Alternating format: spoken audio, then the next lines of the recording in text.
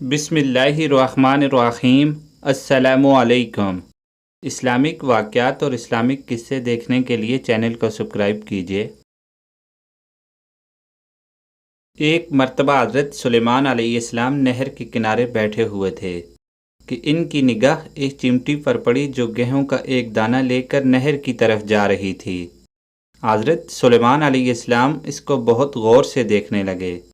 جب یہ چمٹی پانی کے قریب پہنچی تو اچانک ایک مینڈک نے اپنا سر پانی سے نکالا اور منہ کھولا تو یہ چمٹی اپنے دانہ کے ساتھ اس کے منہ میں چلی گئی اور مینڈک پانی میں داخل ہو گیا اور پانی میں بہت دیر تک رہا۔ حضرت سلیمان علیہ السلام اس کو بہت غور سے دیکھتے رہے۔ تھوڑی ہی دیر میں مینڈک پانی سے نکلا اور اپنا منہ کھولا تو چمٹی باہر نکلی، لیکن اس کے ساتھ دانہ نہ تھا۔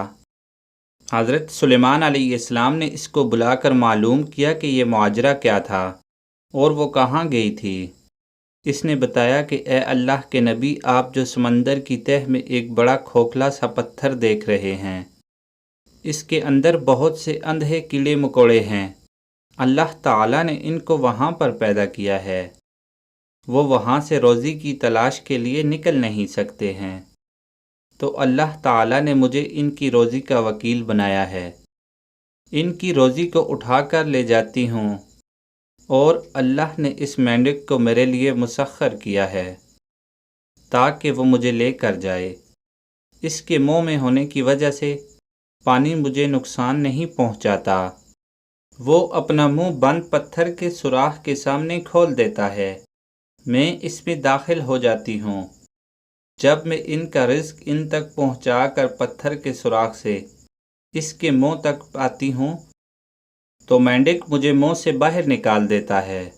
حضرت سلیمان علیہ السلام نے کہا، کیا تو نے ان کیڑوں کی کسی تسبیح کو سنا؟ چمٹی نے بتایا، ہاں، وہ سب کہتے ہیں۔ ترجمہ: پاک ہے وہ ذات جو مجھے اس گہرے پانی کے اندر بھی نہیں بھولتا۔ سبحان اللہ۔ ناظرین، اللہ تعالیٰ سے دعا ہے کہ اللہ تعالیٰ ہمیں بھی آسانیاں تقسیم کرنے کی توفیق عطا فرمائے، آمین۔ ویڈیو کو لائک اور چینل کو سبسکرائب کیجیے۔ شکریہ۔